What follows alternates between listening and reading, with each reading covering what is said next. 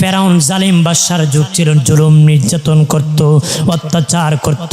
জুলুম করলে আল্লাহ গজব আসমান থেকে নাজিল করতো। একবার গজব দিয়েছে, 1 মাস বন্যার পানি দিছে। কি করেছে? ফেরাউনের গোষ্ঠীর বাড়ি পানির নিচে চলে গেছে, তাদের ফসল পানির নিচে। মুসা নবীর উম্মতির বাড়ি পানি নাই, ফসলও পানি নাই। পাশের জমিতে পানি আছে, পাশের জমিতে নাই। এইভাবে কতদিন? 1 মাস। ফেরাউন আসিয়া বলে, ওগো মুসা, রে মুসা, ভয় করি, তোমার আল্লাহর সাথে আমি সারেন্ডার হতেছি, বলো এই গজব যেন উঠে এনে দে। নবীরা দয়ালু, দোয়া করেছে, গজব উঠে গেছে। আরেকবার বাবা আবার ডিগবাজি শুরু করছে। উদ্ধার হওয়ার পরে আবার শুরু করছে। যখন শুরু করেছে আল্লাহ আবার 1 মাস দিছে। কি দিয়েছে? ফেরাউনের গোষ্ঠীর খাবার রক্ত হয়ে যায়, পানি রক্ত হয়ে যায়। মুসা নবীর উম্মত হাতে নিলে পানি হয়, ফেরাউনের বান্দা ফেরাউনের গোষ্ঠীকেও হাতে নিলে রক্ত হয়। মুসা নবীর উম্মত হাতে নিলে পানি হয়, অর্ধেক খায় তারে, অর্ধেক দিলে হাতে নিলে রক্ত হয়। এইভাবে আল্লাহ গজব দিয়েছে 1 মাস। আবার ফেরাউন বলে, মুসা আর বাঁচতেছি না, উদ্ধার করো, জুলুম করব না। দোয়া করেছে, উদ্ধার হয়ে গেছে। জুলুম করতে করতে করতে বাবা অত্যাচার করেছে, মুসা নবীর সাথে জুলুম করেছে। যখন দৌড়াইয়া নদীর কিনারে চলে আসছে, সমুদ্রের কিনারে, এবার বাবা রাস্তা নাই। মুসা নবী কল্লা, রাস্তা তো নাই, কেমনে পার হব? আল্লাহ কো, মুসা তোমার হাতের লাঠি মুজিজা, তুমি আঘাত করো, লাঠি দিয়ে তুমি আঘাত করো। মুসা নবী আঘাত করেছে, একটা রাস্তা হয়ে গেছে। 12 গোত্রের মানুষ ছিল, তারা কয়, মুসা এক রাস্তা দিয়ে যাব না, আমরা 12 রাস্তা রাখবে, আপনি 12টা রাস্তা বানান। মুসা নবী বলে, ও মালিক আল্লাহ, আমার সাথে 12 গোত্রের মানুষ, 12 রাস্তা লাগবে। আল্লাহ কো, 12টা বাড়ি দাও। রাস্তা হয়ে গেছে, ওপার চলে গেছে। ফেরাউন আসতে দেখে রাস্তা দেখা যায়, গোড়া দেখে রাস্তা নাই।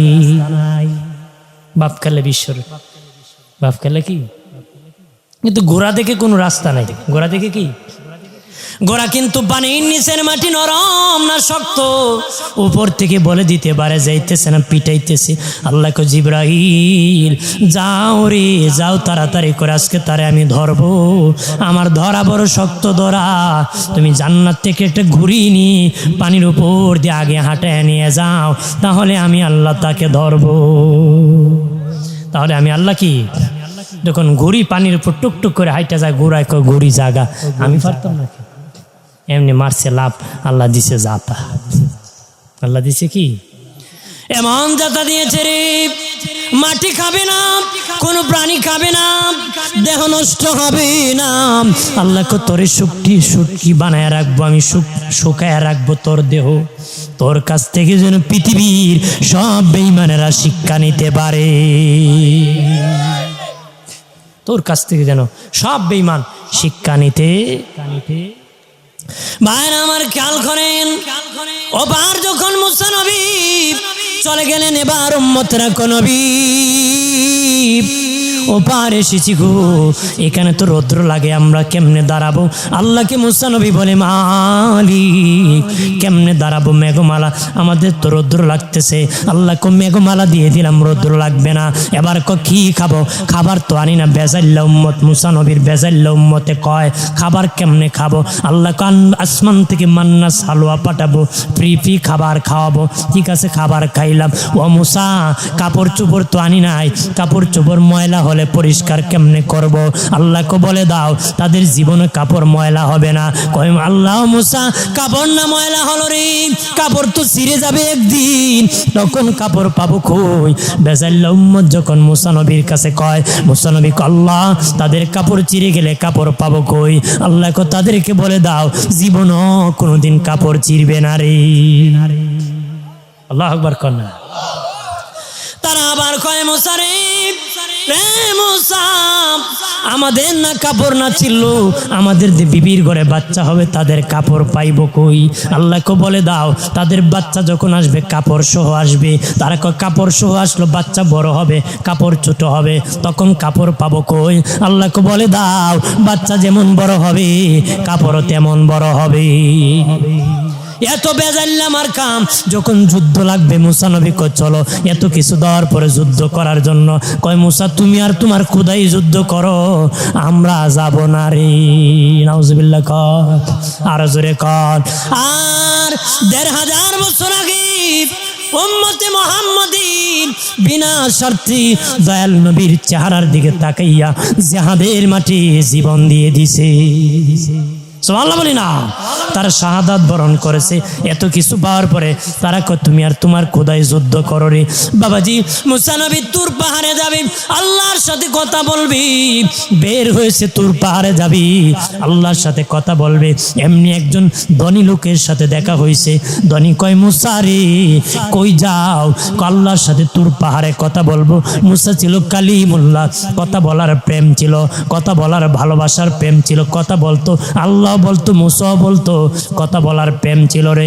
আল্লাহর হাবিব আমাদের নবীকে সাহাবীরা বলতো আল্লাহকে এটা জিজ্ঞেস করেন, এটা জিজ্ঞেস করেন। নবী বলতেন আমি মুসা নাকি সবটা জিজ্ঞেস করবো রে। মুসা পারতো সবটা জিজ্ঞেস করতো রে। এ বাবাজি একজন ধনী ডেকে বলে মুসা রে, মুসা কই যাও?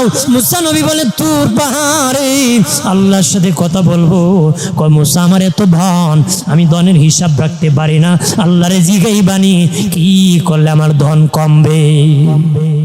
আল্লাহু আকবার কর না, আর জোরে কর। মুসা নবী বলেন ঠিক আছে, আল্লাহকে জিজ্ঞাসা করে দেখবো কিভাবে তোমার ধন কমবে রে। একটু সামনে গেলেন বাবা, দেখেন একজন মহিলা। কয় মুসা রে কই যাও? কয় তোর পাহাড়ে আল্লাহর সাথে কথা বলবো, তোর পাহাড়ে আল্লাহর সাথে কথা বলবো। এ মুসা এই দেখো আমার ভাঙ্গা ঘর, এই দেখো আমার পুরান জামা, আমার ছেলের গায়ে পুরান জামা, ভালো কিছু খেতে পারি না, ভালো জামা পরতে পারি না, ভালো একটা ঘর বানাইতে পারি না, অভাব যায় না। মুসা রে আল্লাহরে জিগাই বানি কি করলে আমার অভাব দূর হবে? আল্লাহু আকবার কর না, আর জোরে কর, আর জোরে কর।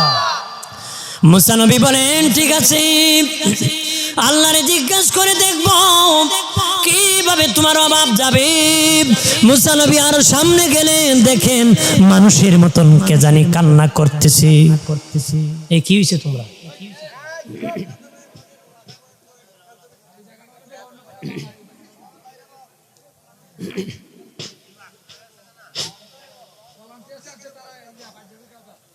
ঠিক আছে আর কই না, তোমরা বেজ্জতি বেশ মাইতো না, ইজ্জত যাইব।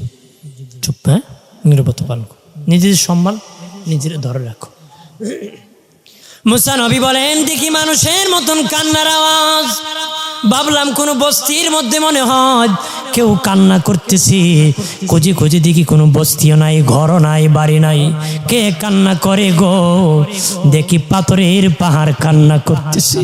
পাহাড় দুই প্রকার, এক প্রকার পাহাড় হলো মুর্দা, আর এক প্রকার পাহাড় হলো জিন্দা। এক প্রকার পাহাড় হলো মুর্দা, এক প্রকার পাহাড় হলো জিন্দা। জিন্দা পাহাড় থেকে পানির নহর আসে, ওই যে পাহাড় থেকে পানি আসে।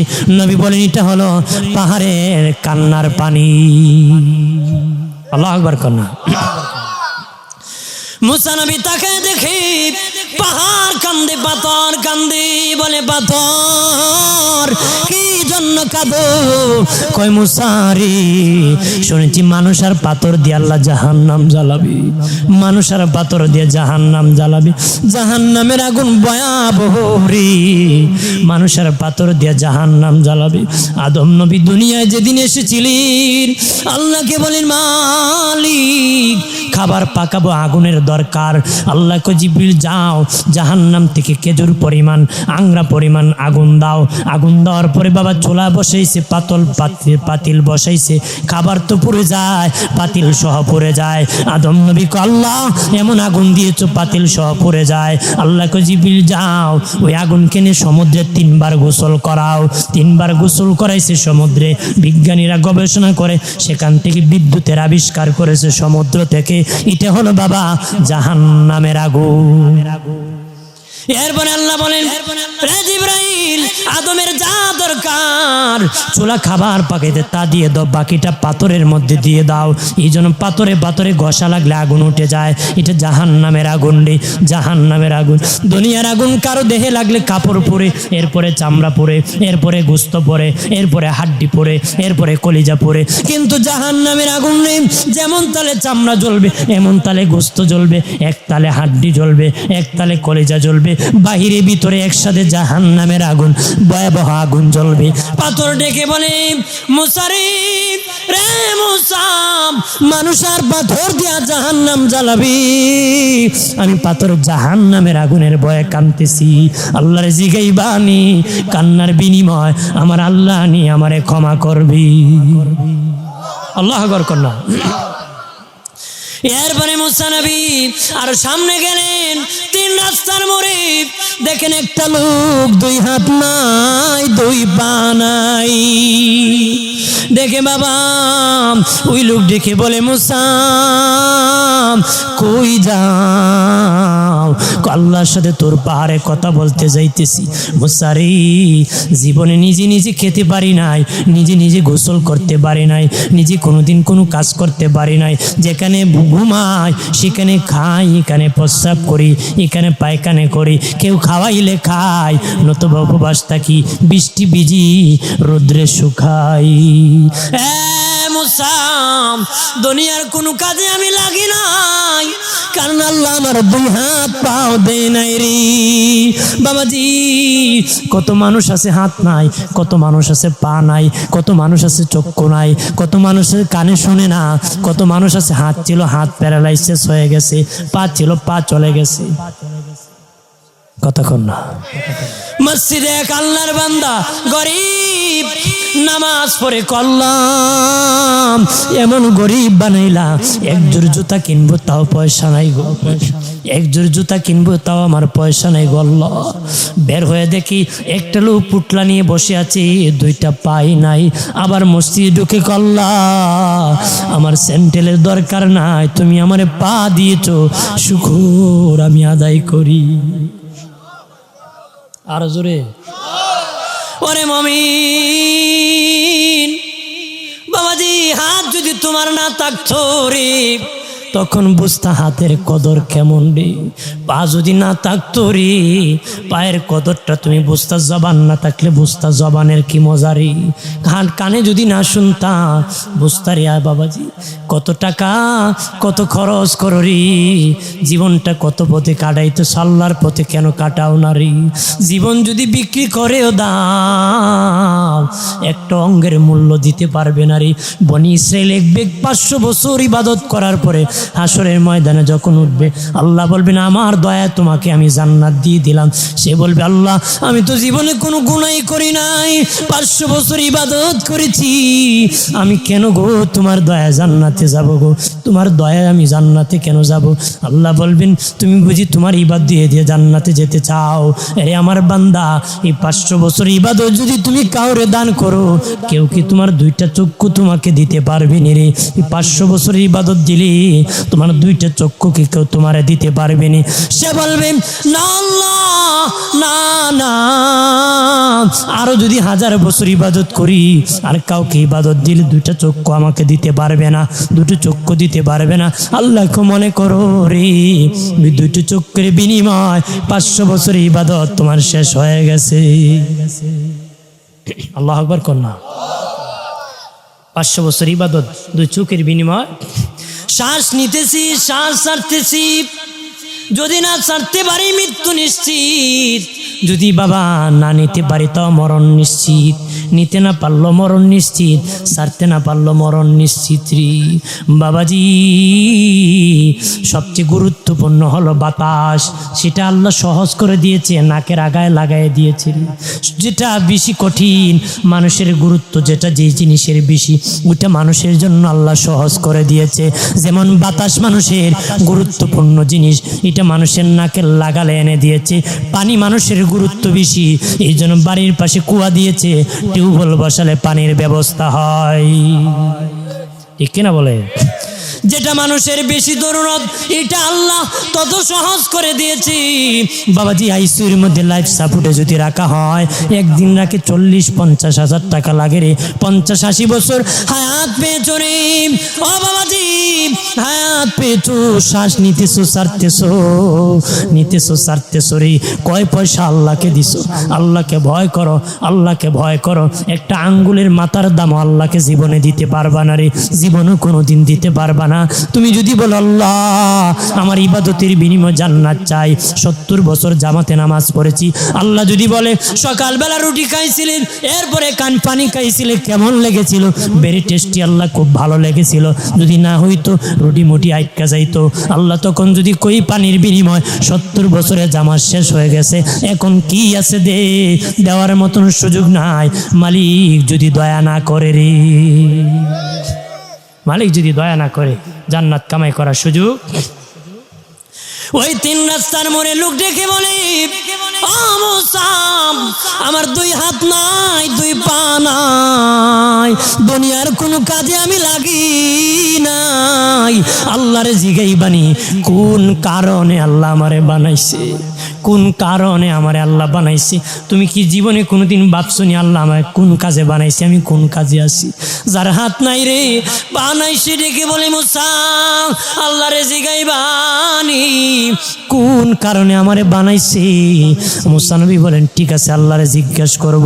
তোর পাহাড়ে আলাপ আলোচনা শেষে মুসা নবী কল্লা একজন ধনী ব্যক্তি বলেছিল তার ধন কেমনে কমবে গো। আল্লাহ বলেন শেষ কথা আমার, আল্লাহ বলেন রে মুসা তাকে বলে দিও যাকাত দেওয়া যেন বন্ধ করে দে, দান করা যেন বন্ধ করে দে, তাহলে আমি আল্লাহ তার ধন কমায় দিব। ঠিক আছে আল্লাহ জানাই দিব। 2 নম্বর একজন মহিলা বলেছিল তার গরিবে হালত দূর হয় না, বাঙ্গা ঘর ভালো হয় না, ভালো কাপড় পরতে পারে না, ভালো খাবার খেতে পারে না, ছেলে মেয়েকে খাওয়াইতে পারে না। আল্লাহ কিভাবে তার গরিবে হালত দূর হবে? আল্লাহ বলেন মুসা রে মুসা ওই মহিলারে জানাই দিও যেইভাবে আমি রাখছি সেইভাবে যেন শুকর আদায় করে, যেই হালে আমি রাখছি বেশি বেশি করে যেন শুকর আদায় করে। মুসা নবী বলেন ঠিক আছে তারে আমি জানাই দিব। ওগো আল্লাহ পাথরের পাহাড় কান্না করেছি, পাথরের পাহাড় কান্না করেছে, কেন করেছে? জাহান্নামের আগুনের ভয়ে। তুমি মানুষ আর পাথর দিয়া জাহান্নাম জ্বালাবা, আল্লাহকে জানাই দিও তার জন্য জাহান্নাম হারাম করে দিছি। তার জন্য কি? এরপরে মুসা নবী বলে ও মালিক ও আল্লাহ 3 রাস্তার মোড়ে একটা লোক 2 হাত নাই 2 পা নাই গো আল্লাহ তুমি দেখতেছো, নিজে নিজে খেতে পারে না, গোসল করতে পারে না, যেখানে খায় সেখানে প্রস্রাব পায়খানা করে, বৃষ্টি ভিজি সেখানে রোদ্রে শুকায়। আল্লাহ গো সে জিজ্ঞেস করেছে কোন কারণে সেরে বানাইছো, দুনিয়ার কোনো কাজে লাগে নাই, কোন কাজে তুমি বানাইছো? আল্লাহ বলেন এ মুসা সে যত বড় জাহান্নামের একটা ছিদ্রি আছে তত বড়, ও যত বড় জাহান্নামের একটা ছিদ্রি আছে তত বড়, ওই জাহান্নামের ছিদ্রিটা বন্ধ করার জন্য তারে আমি বানাইছি। আল্লাহ বলেন মুসারে তারে জানাই দিও সে যত বড় জাহান্নামের একটা ছিদ্রি আছে তত বড় ওই ছিদ্রি বন্ধ করার জন্য বানাইছি। মুসা নবী আসিয়া তার সাথে দেখা, সে কো মুসা রে আল্লাহরে জিগেই শুনি কোন কারণে আমারে বানাইছে। মুসা নবী কয় তুমি যত বড় ছিদ্রি জাহান্নামে তত বড় ওই ছিদ্রি বন্ধ করার জন্য বানাইছি। সে শুনিয়া কয় আলহামদুলিল্লাহ আলহামদুলিল্লাহ আলহামদুলিল্লাহ। আজ মুসা নবী কয় জাহান্নামের খবর শুনে কয় আলহামদুলিল্লাহ, জান্নাতের খবর না পেলে না জানি কি বলতে। কয় মুসা শুনে নাও, ভালো করে শুনে নাও রে, আমি ভেবেছিলাম অযথা বুঝি আল্লাহ আমারে বানাইছে, কাউরে দুনিয়ার কাজে বানাইছে, আল্লাহ দেখি আমারে তার নিজের কাজে বানাইছে। আল্লাহু আকবার কন্যা। আরে মুসা আল্লাহ দেখি আমারে তার নিজের কাজে বানাইছে, আল্লাহ যেভাবে বানাইছে এই জন্য আমি শুকরিয়া আদায় করি, তার নিজের কানে বানাইছি। কিতাবে এসেছে বাবাজি আলহামদুলিল্লাহ বলতে দেরি, তার হাত পা গছতে দেরি হয় নাই। হাত লেগে গেছে, পা লেগে গেছে। আল্লাহ বলেন মুসা সে আমার কথার উপর সন্তুষ্টি প্রকাশ করেছে, সে রাজি হয়ে গেছে রে মুসা, এই জন্য আমি আল্লাহ তার হাত পাও দিয়ে দিছি। শুকরিয়া আদায় করার কারণে তার জন্য জাহান্নাম হারাম করে দিছি। জোরে কর। এরপরে সামনে পাথরকে বললেন, এ পাথর তোর জন্য জাহান্নাম হারাম। পাথরের কান্না বন্ধ করে আবার কান্না শুরু করছি।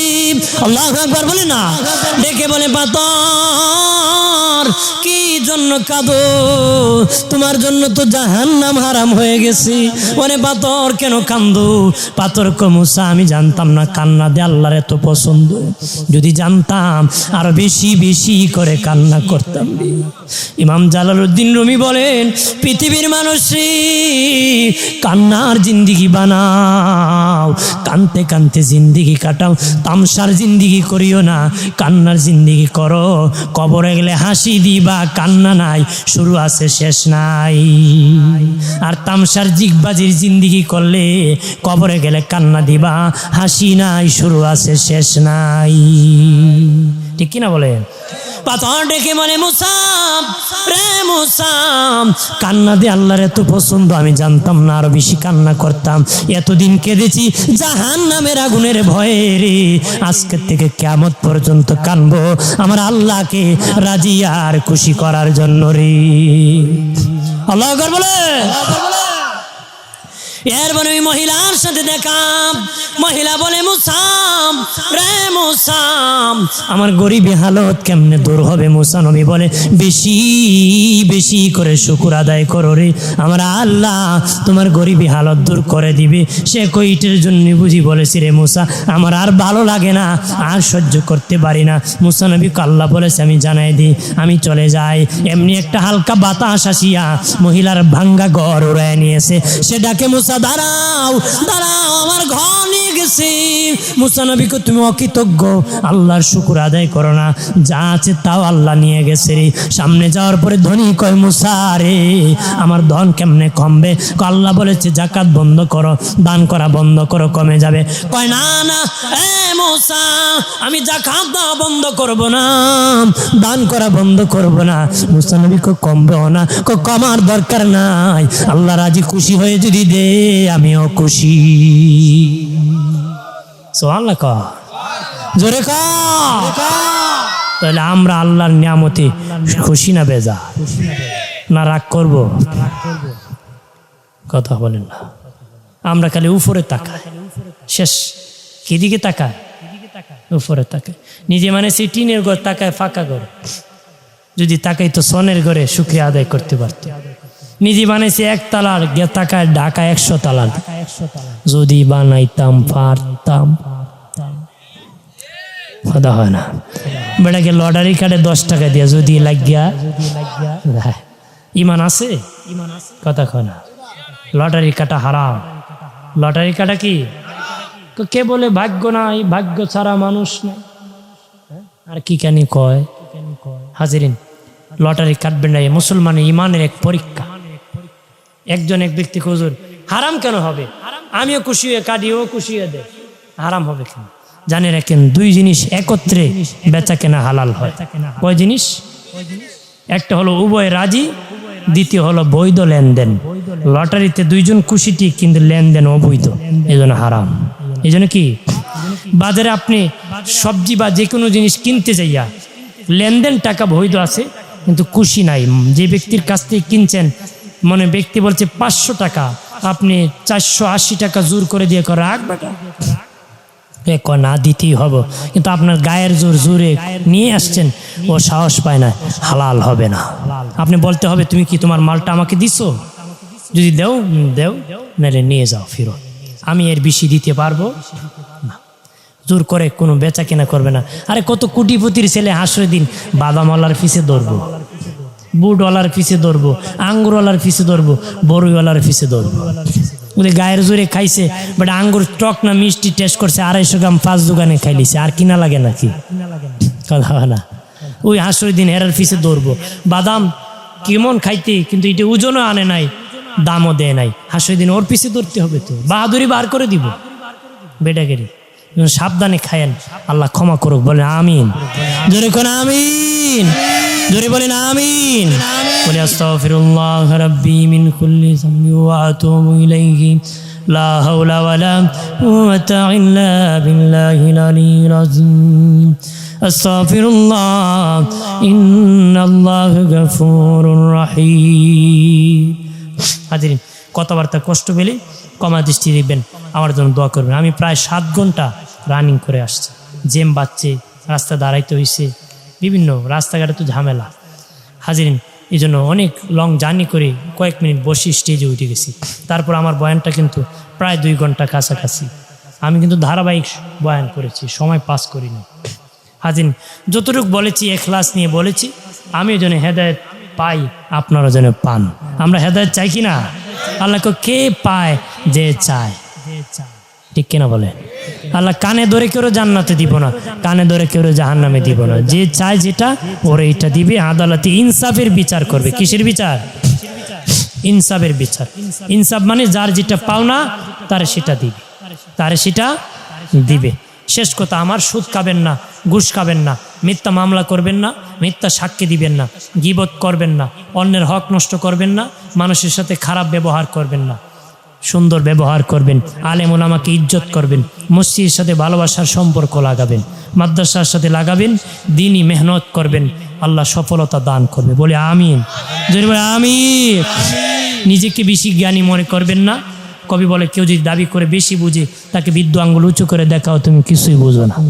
নিজেকে বেশি বুঝদার না মনে করে ইমাম গাজ্জালী রহমতুল্লাহ আলাইহি, যার টাইটেল হুজ্জাতুল ইসলাম, দুনিয়ার সব আলেম একমত, পৃথিবীতে যদি কোরআন না পাওয়া যায়, ওনার কিতাব দিয়ে ইসলাম চালাইতে অসুবিধা হবে না।